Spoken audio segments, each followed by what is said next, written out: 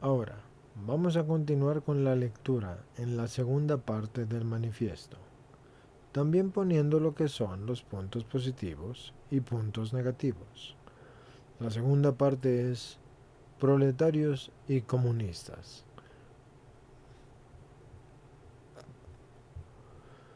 ¿Qué relación guardan los comunistas con los proletarios en general? Los comunistas no forman un partido aparte de los demás partidos obreros. No tienen intereses propios que se distingan de los intereses generales del proletariado. No profesan principios especiales con los que aspiren a modelar el movimiento proletario.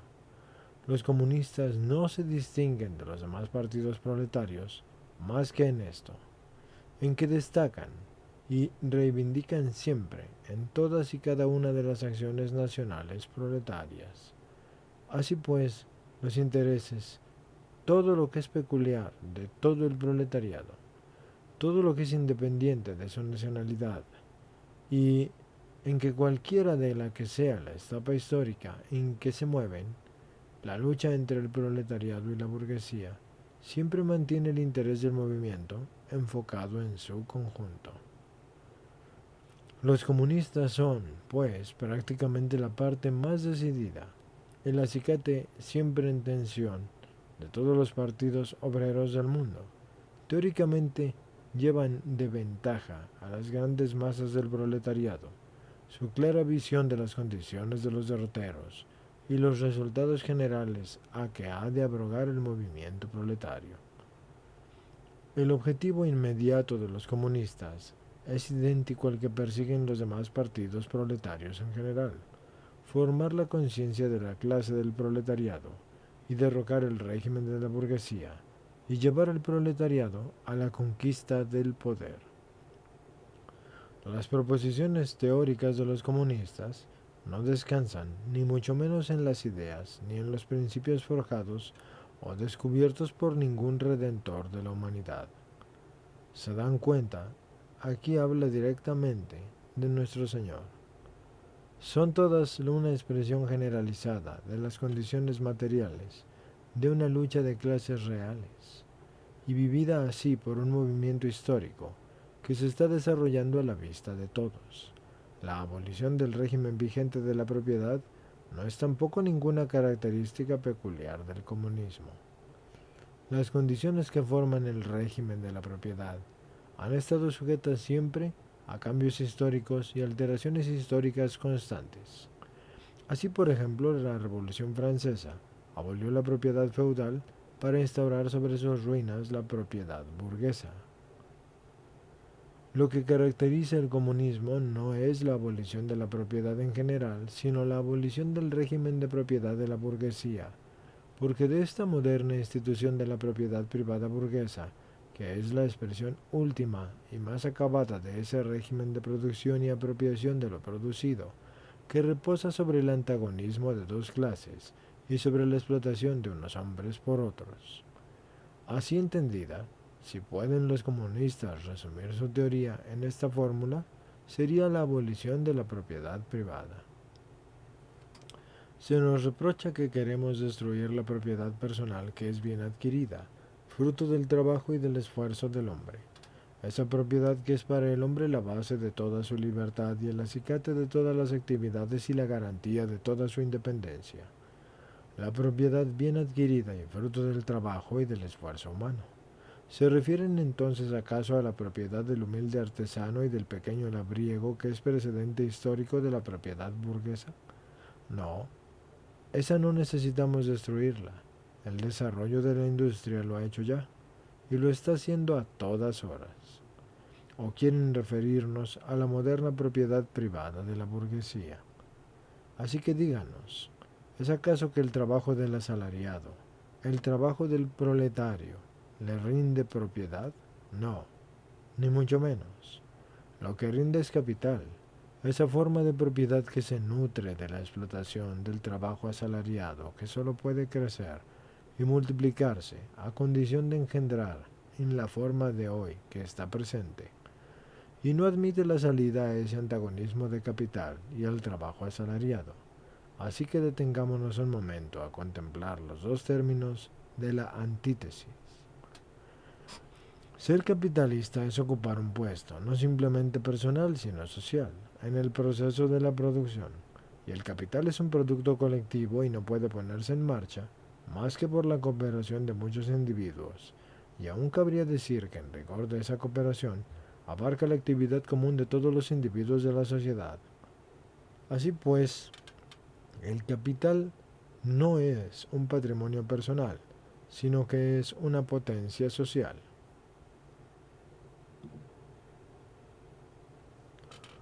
Los que por tanto aspiramos a convertir el capital en propiedad colectiva común a todos los miembros de la sociedad, no aspiramos a convertir en colectiva una riqueza personal. A lo único que aspiramos es a transformar el carácter colectivo de la propiedad y a despojarla de su carácter de clase. Así que hablemos ahora del trabajo asalariado. El precio medio del trabajo asalariado es el mínimo del salario, es decir, la suma de víveres necesaria para sostener al obrero como tal es, como obrero. Todo lo que el obrero y asalariado adquiere con su trabajo es pues lo que estrictamente necesita para seguir viviendo y trabajando. Nosotros no aspiramos en modo alguno a destruir este régimen de apropiación personal de los productos de un trabajo que está encaminado a crear medios de vida y régimen de apropiación que no deja, como vemos, el menor margen de rendimiento líquido y con él la posibilidad de ejercer influencia sobre los demás hombres. A lo que aspiramos es a destruir el carácter oprobioso de ese régimen de apropiación en que el obrero solo vive para multiplicar el capital en que vive, y tan solo en la medida en que el interés de la clase dominante aconseja que viva. En la sociedad burguesa, el trabajo vivo del hombre no es más que un medio de incrementar el trabajo acumulado.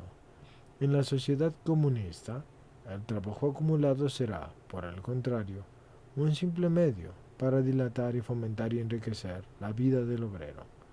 En la sociedad burguesa es, pues, el pasado el que impera sobre el presente, pero en la comunista imperará el presente sobre el pasado. En la sociedad burguesa se reserva al capital toda personalidad e iniciativa, y el individuo trabajador carece de iniciativa y de personalidad. Y la abolición de estas condiciones llama a la burguesía abolición de la personalidad y la libertad. Sin embargo, tiene razón, porque aspiramos en efecto a ver abolidas la personalidad y la independencia y la libertad burguesas. Y por libertad se entiende dentro del régimen burgués de la producción el libercambio y la libertad de comprar y vender.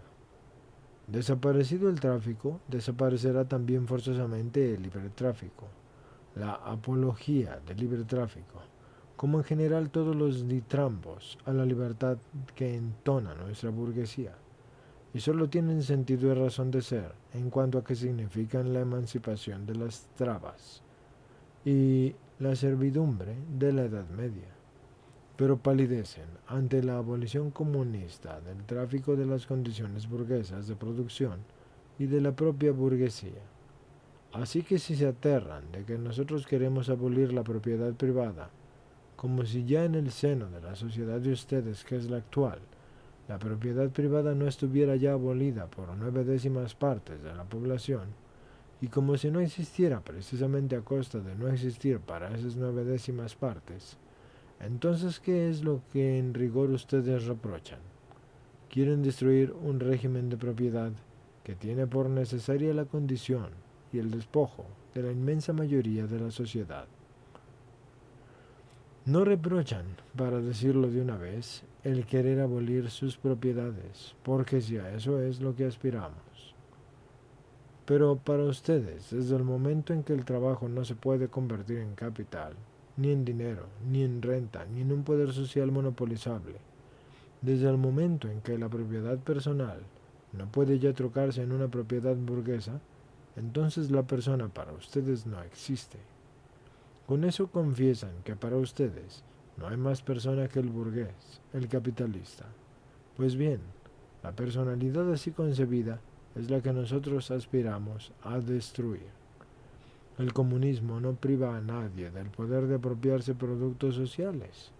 Lo único que no admite es el poder de usurpar por medio de esa apropiación el trabajo ajeno. Y se arguye que abolida la propiedad privada, cesará toda actividad y reinará la indolencia universal. Si esto fuera la verdad, ya hace mucho tiempo que se habría estrellado contra el escollo de la holganza una sociedad como la burguesa, en que los que trabajan no adquieren y los que adquieren no trabajan. La objeción de ustedes viene a reducirse en el fin de cuentas a una verdad que no necesita de demostración, y es que al desaparecer el capital, desaparecerá también el trabajo asalariado. Las objeciones formuladas contra el régimen comunista de apropiación y producción material se hacen extensivas a la producción y apropiación de los productos espirituales, y así como el destruir la propiedad de clases equivale para el burgués a destruir la producción, así el destruir la cultura de la clase es para él sinónimo de destruir la cultura en general. En este texto, de este manifiesto comunista de Karl Marx y Friedrich Engels, se exploran las relaciones entre los comunistas y los proletarios, así como también se abordan cuestiones sobre propiedad y libertad. Estos son los puntos destacados, en positivos y negativos de acuerdo a mi punto de vista. Los positivos son primero el interés común, porque los comunistas no persiguen intereses propios, que sean distintos de los proletariados en general. Entonces trabajan por el bienestar y la conciencia de la clase de los trabajadores. El segundo sería el enfoque en los intereses del proletariado. Los comunistas destacan los intereses comunes de todo el proletariado, independientemente de su nacionalidad, y mantienen un enfoque en el movimiento en su conjunto. La tercera parte sería la parte activa en la lucha obrera. Los comunistas son una parte activa y decidida de los movimientos obreros en todo el mundo, actuando así como un acicate para la conciencia de la clase y la lucha contra la burguesía. El siguiente punto sería la abolición del régimen de la propiedad de la burguesía, porque los comunistas buscan la abolición del régimen de la propiedad de la burguesía y esto se basa en la explotación de los trabajadores, no en la propiedad personal o en la propiedad del pequeño artesano. Ahora vamos a pasar a los puntos negativos de lo que acabo de leerles. Primero, los tonos confrontativos, porque el texto utiliza un tono a veces confrontativo y revolucionario. Esto puede generar división y conflicto en la sociedad. Segundo, las críticas a la libertad y las propiedades burguesas. Los comunistas critican la libertad y la propiedad burguesas. Esto puede chocar con quienes defienden estos valores como los fundamentales para la sociedad. El tercer punto negativo sería el impacto en la cultura, porque este texto también cuestiona la cultura de las clases, lo que puede ser interpretado como una amenaza a la cultura general. El siguiente punto sería las dudas sobre la abolición de la propiedad privada, porque se argumenta que la abolición de la propiedad privada podría llevar a la falta de incentivos individuales y a la ineficiencia en la gestión de los recursos. Es importante destacar que estos puntos positivos y negativos son una simplificación de las ideas presentadas en el manifiesto comunista. La interpretación de estos textos puede y de hecho variará según la perspectiva de cada una de ustedes, personas.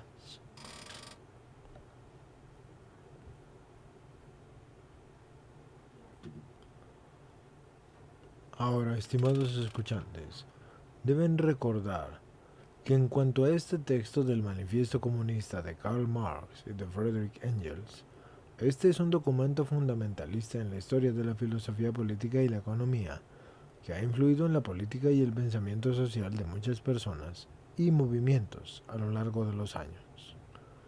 Este texto aborda temas importantes que son relacionados con la lucha de clases, la propiedad privada, la explotación laboral, la búsqueda de una sociedad que no tenga clases. Las ideas presentadas en el manifiesto han sido debatidas y discutidas ampliamente y han dado lugar a diferentes interpretaciones y aplicaciones a lo largo de la historia.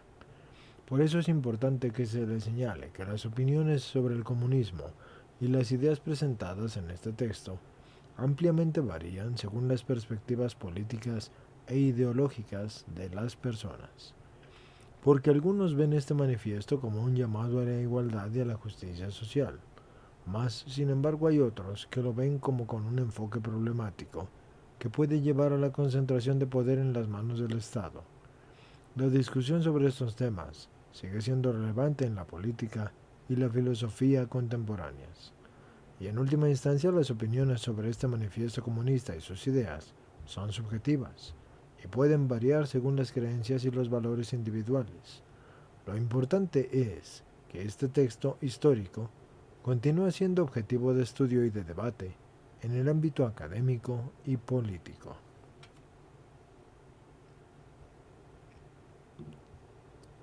Con esto les he dado el primer punto de vista sobre la terminología de la segunda parte del manifiesto del Partido Comunista, que se llama Proletarios y Comunistas.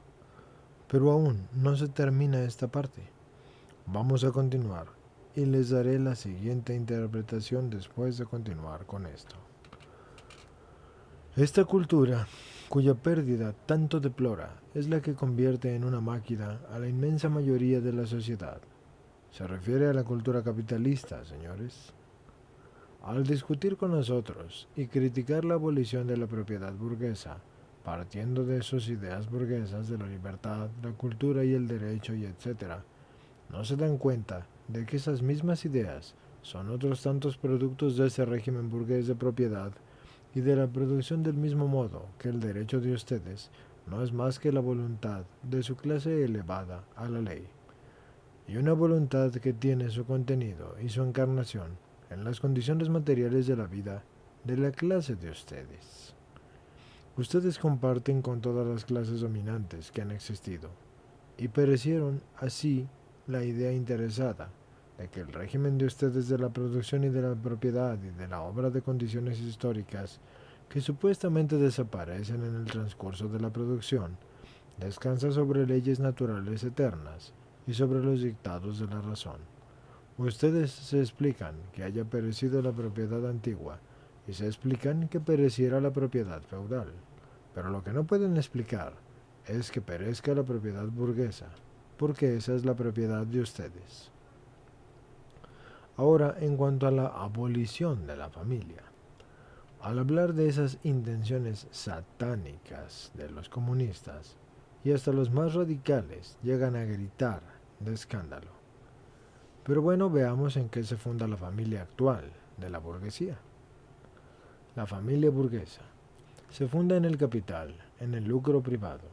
Solo la burguesía tiene una familia en pleno sentido de la palabra, y esa familia encuentra su complemento en la carencia forzosa de las relaciones familiares y de los proletarios, y en la pública prostitución. Es natural que ese tipo de familia burguesa desaparezca al desaparecer su complemento, y que una y otra dejen de existir al dejar de existir el capital que les sirve de base. Así que reprochan, ¿acaso, que aspiremos a abolir la explotación de los hijos por sus padres? Si eso es cierto, entonces a eso aspiramos. Pero, si es que dicen que pretendemos destruir la intimidad de la familia suplantando a la educación doméstica por la social, ¿acaso su propia educación no está también influida por la sociedad y por las condiciones sociales en las que se desarrolla por la intromisión más o menos directa en ella de la sociedad a través de la escuela, etcétera? ¿Que no son precisamente los comunistas los que inventan esa intromisión? Como decía, estimados escuchantes, esto es una voluntad que tiene su contenido y su encarnación en las condiciones materiales de la vida y de la clase de los burgueses. Ustedes comparten con todas las clases dominantes que han existido y perecieron así la idea interesada de que el régimen de ustedes de producción y de propiedad es obra de condiciones históricas que desaparecen en el transcurso de la producción. Esto descansa sobre leyes naturales eternas y sobre los dictados de la razón, según ustedes, y explican que haya perecido la propiedad antigua y se explican que pereciera la propiedad feudal. Lo que no pueden explicar es que perezca la propiedad burguesa, porque es la propiedad de ustedes. Así que habíamos hablado de la abolición de la familia.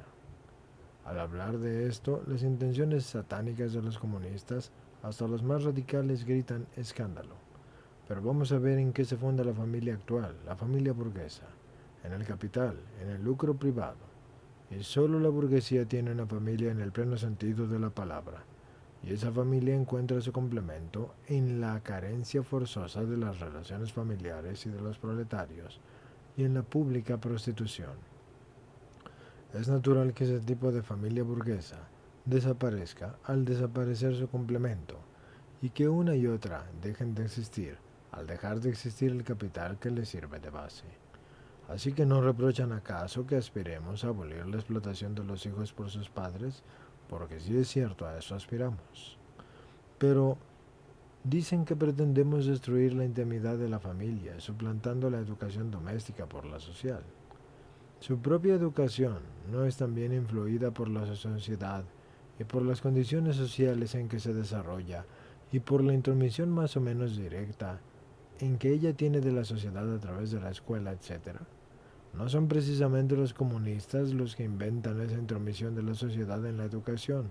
Lo que ellos hacen es modificar el carácter que hoy tiene y sustraer la educación a la influencia de la clase dominante. Esos tópicos burgueses de la familia y la educación de la intimidad de las relaciones entre padres e hijos son tanto más grotescos y descarados cuanto más la gran industria va desgarrando los lazos familiares de los proletarios y convirtiendo a los hijos en simples mercancías y meros instrumentos de trabajo. Pero es que ustedes, los comunistas, nos gritan a coro en toda la burguesía entera. Ustedes pretenden colectivizar a las mujeres. El burgués que no ve en su mujer más que un simple instrumento de producción, al oírnos proclamar la necesidad de que los instrumentos de producción sean explotados y que sea colectivamente, no puede por menos de pensar que el régimen colectivo se va a hacer extensivo, igualmente a la mujer, y no advierte que de lo que se trata es precisamente de acabar con la situación de la mujer, como si fuera un mero instrumento de producción. Nada es más ridículo, por otra parte, que esos alardes de indignación henchida de la alta moral de nuestros burgueses al hablar de la tan cacareada colectivización de las mujeres por el comunismo. No es así, los comunistas no tienen que molestarse en implantar lo que ha existido siempre, o casi siempre, en la sociedad. Nuestros burgueses, no bastándoles por lo visto con tener a su disposición a las mujeres y a los hijos de sus proletarios, y ya no hablemos de la prostitución oficial, sienten una grandísima fruición en seducirse unos a otros a sus mujeres. En realidad, el matrimonio burgués es ya la comunidad de las esposas, y a lo sumo podría reprocharse a los comunistas el pretender sustituir este hipócrita y recatado régimen colectivo de hoy por una colectivización oficial franca y abierta de la mujer. Por lo demás es fácil comprender que al abolirse el régimen actual de producción, desaparecerá con él el sistema de comunidad de la mujer, que engendra y que se refugia en la prostitución, y en lo que es oficial y en lo que está encubierto. A los comunistas se nos reprocha también que queremos abolir la patria, la nacionalidad. Los trabajadores no tienen patria, y mal se les puede quitar lo que no tienen.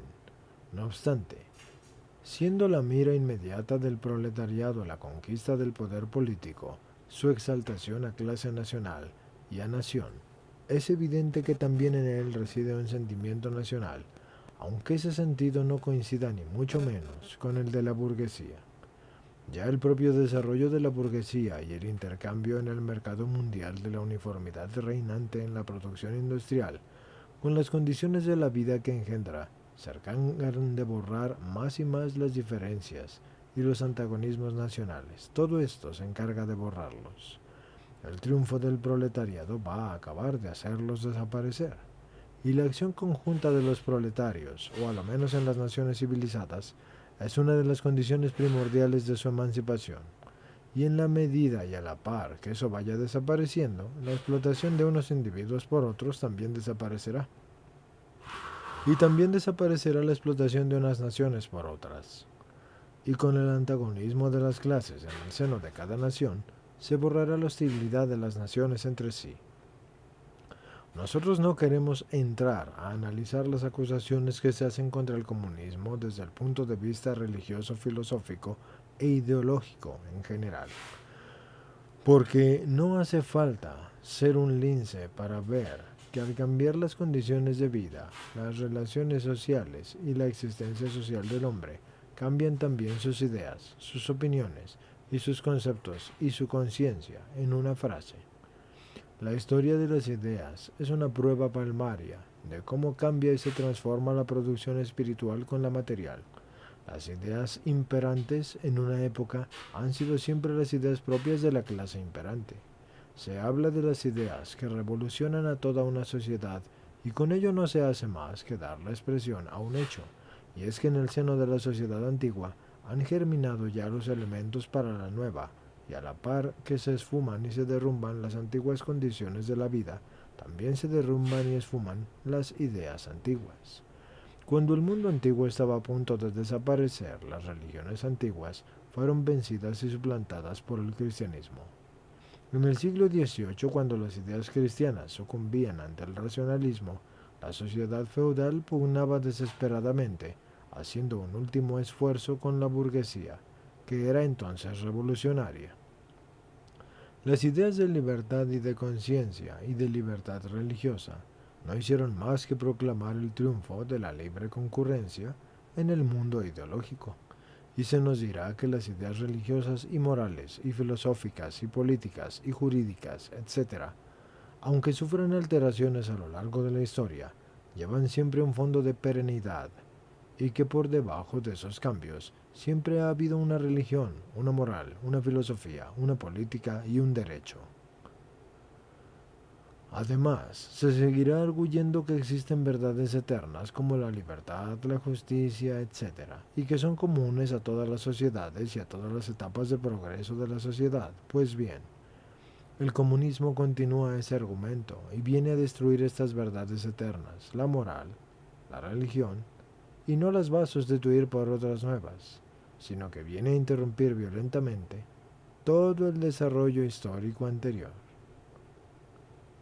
Así que veamos a qué queda reducida esta acusación. Hasta hoy, toda la historia de la sociedad ha sido una constante sucesión de antagonismos y de clases que revisten diversas modalidades según las épocas. Mas cualquiera que sea la forma en que cada caso adopte la explotación de una parte de la sociedad por la otra, es un hecho común a todas las épocas del pasado, porque nada tiene pues de extraño que la conciencia social de todas las épocas se atenga al despecho de toda la variedad y de todas las divergencias y a ciertas formas comunes y formas de conciencia, hasta que el antagonismo de las clases que las forman y que las informan no desaparezca radicalmente. La revolución comunista viene a romper de la manera más radical con el régimen tradicional de la propiedad, y nada tiene pues de extraño que se vea obligado a romper en su desarrollo de manera también más radical con las ideas tradicionales. Pero no queremos detenernos por más tiempo en los reproches de la burguesía contra el comunismo. Ya dejamos dicho que el primer paso de la revolución obrera será la exaltación del proletariado al poder, y así también la conquista de la democracia. En cuanto a esto, señores, esta es mi opinión. Primero que nada, nos dejan muy en claro que van a destruir la religión y los ideales para hacer un ideal común. Y nos dejan muy en claro que no existe un salvador. ¿Ok?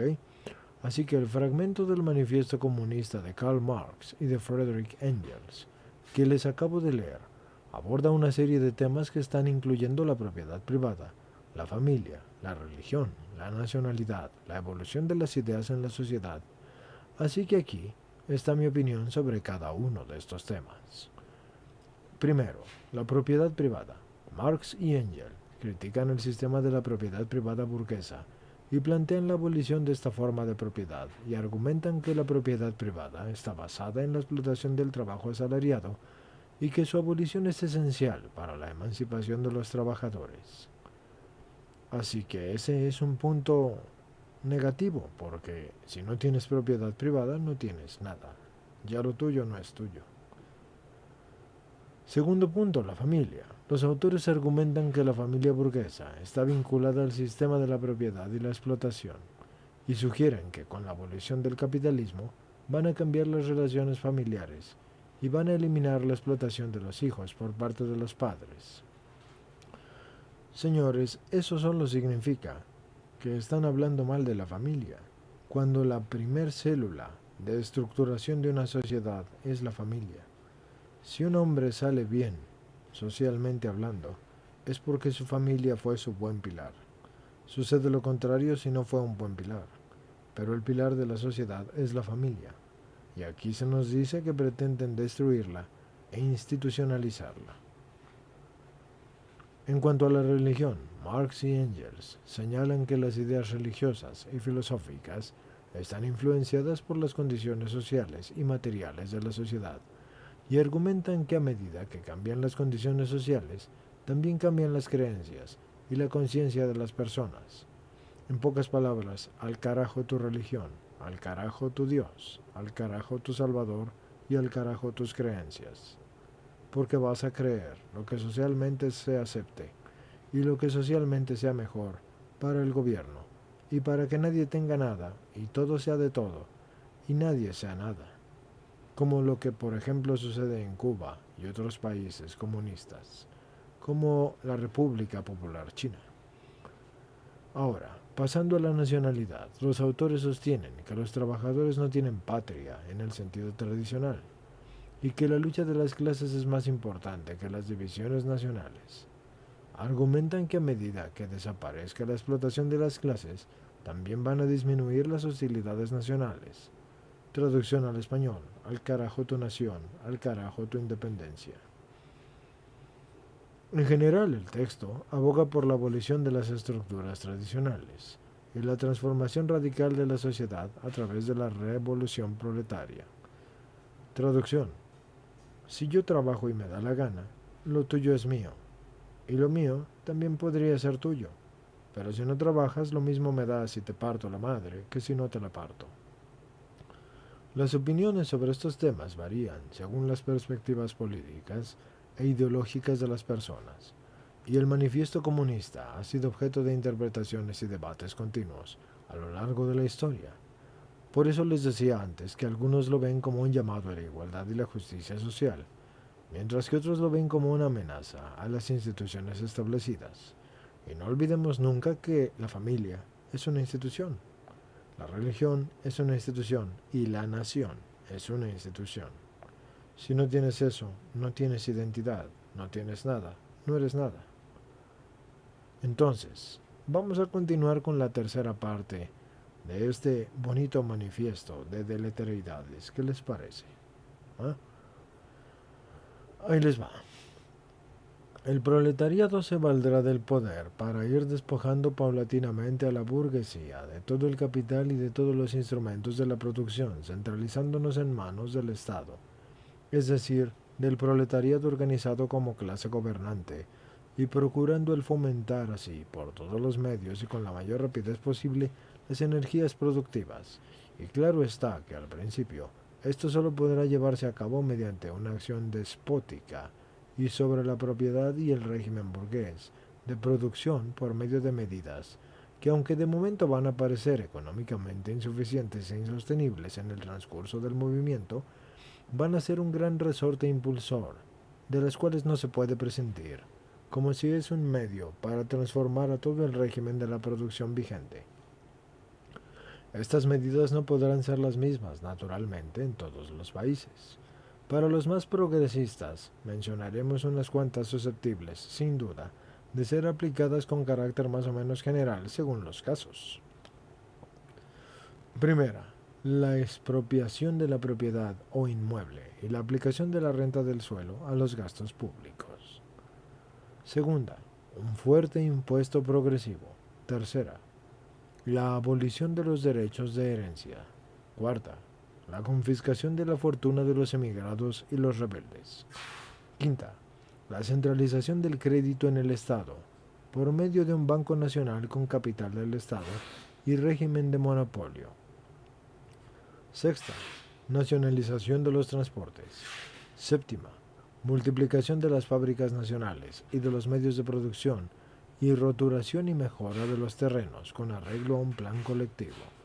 Octava, proclamación del deber general de trabajar y creación de ejércitos industriales, principalmente en el campo.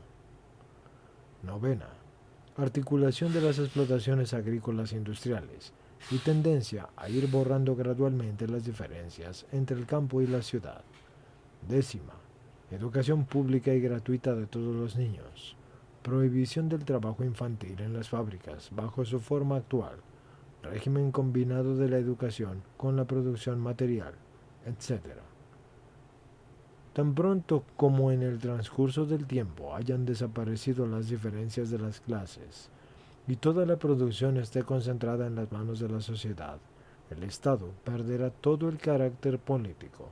El poder político no es, en rigor, más que el poder organizado de una clase para la opresión de otra clase. El proletariado, pues, se ve forzado a organizarse como la clase para luchar contra la burguesía. La revolución lo lleva al poder. Mas tan pronto como desde él, como clase gobernante, derribe por la fuerza el régimen vigente de la producción, con éste hará desaparecer las condiciones que determinen el antagonismo de las clases, y las clases mismas, y por tanto su propia soberanía como tal clase. Y a la vieja sociedad burguesa, con sus clases y sus antagonismos de clase, la va a sustituir una asociación en que el libre desarrollo de cada uno condicione el libre desarrollo de todos. En cuanto al fragmento de este manifiesto comunista que les acabo de leer, esto describe la visión de Marx y de Engels sobre cómo el proletariado va a utilizar el poder para transformar la sociedad y avanzar hacia una sociedad comunista que no tendrá clases. Entonces, esta es mi opinión sobre esta parte del texto. Este texto destaca la idea central del comunismo porque esta es la abolición de la propiedad privada, de los medios de producción y la centralización en las manos del Estado. En teoría, esto representa al proletariado como la clase gobernante, la expropiación de la propiedad privada y la redistribución de la renta del suelo a los gastos públicos. Eso son medidas radicales que están destinadas a eliminar las desigualdades económicas. Eso en español significa que ya no tendrás propiedad. Nada te pertenecerá y todo será simplemente propiedad del Estado. Y unos pocos decidirán, el proletariado, qué conviene y no, de acuerdo a una sociedad que será esclavista, porque será sometida al proletariado y a la voluntad que más convenga a las masas. Así que digamos que te van a hacer menos, aunque tú no quieras, porque la tierra ya no será tuya, la propiedad ya no será tuya, será solamente del gobierno. El gobierno determinará qué sí es y qué no es, así que no habrá desigualdad, porque estará sometido a una voluntad esclavista que le dirá a todos cuánto valen o si no valen, y qué tienen y qué no tienen, y aun lo que tienen será de todos cuando ellos quieran. Ahora, el impuesto progresivo, la abolición del derecho de herencia y la confiscación de la fortuna y de los emigrados y los rebeldes son políticas diseñadas para reducir la concentración de la riqueza en manos de unos pocos, que es lo que acabo de decirles. La centralización del crédito y la nacionalización de los transportes buscan con esto eliminar el control privado sobre los sectores clave de la economía. Eso significa que tú ya no tendrás economía, el gobierno tendrá la economía y harás lo que ellos quieran, cuando ellos quieran, como ellos quieran. Y se acabó todo el show para ti, porque la nación será del gobierno y de unos pocos. No habrá propiedad privada, no habrá adquisición, no habrá herencia, no habrá riqueza, aunque sí la habrá, pero no será tuya. Será de unos pocos, de los cuales tú serás esclavo. Así que El comunismo es una forma más grande de burguesía, porque es una burguesía que hace que unos pocos tengan el control sobre unos muchos. Yo no le veo mucha diferencia a la cuestión de lo que unos por idiotez hacen en el capitalismo, pero en el capitalismo se puede crecer como persona y como sociedad. En el comunismo eso no es posible. La visión de Marx y de Engels también incluye medidas relacionadas con la organización del trabajo, como la creación de ejércitos industriales, la articulación de las explotaciones agrícolas industriales y la educación pública gratuita. Todas esas medidas apuntan a la transformación radical de la sociedad y la eliminación de las diferencias de clase. Y claro que sí, porque el gobierno comunista le dirá a las personas qué debe aprender, cómo aprenderlo, para qué aprenderlo y cómo usarlo. La escuela ya no tendrá libertad. Ahora, la visión de Marx y Engels también tiene lo que se llama visión final, porque esta es una sociedad en la que las clases y el Estado van a desaparecer y en donde el libre desarrollo individual se va a combinar con el libre desarrollo de todos. Esa utopía comunista representa la visión de Marx y Engels, de una sociedad que no tenga opresión ni explotación, donde los intereses individuales y colectivos están en armonía. Te lo acabo de decir en idioma simple. Unos pocos decidirán a qué llegas, a qué no llegas, qué tienes, qué no tienes, qué puedes y qué no puedes. Y cuando camines como esos pocos quieren, entonces vivirás supuestamente en la utopía. Utopía de la esclavitud que dice que si tú tienes una capacidad mayor no la puedes manifestar y que si otro tiene una capacidad menor puede ser lo suficientemente idiota y tienes que hacerlo lo más grande posible para que pueda ser igual. O sea, se admiten las idioteces para que sean mayores tanto como el gobierno quiera y no se admiten las genialidades a menos que se aminoren tanto como el gobierno quiera. Lo que unos pocos idiotas quieran es lo que todos los demás tienen que querer. Y esa es la utopía comunista, para que no haya diferencias de clases.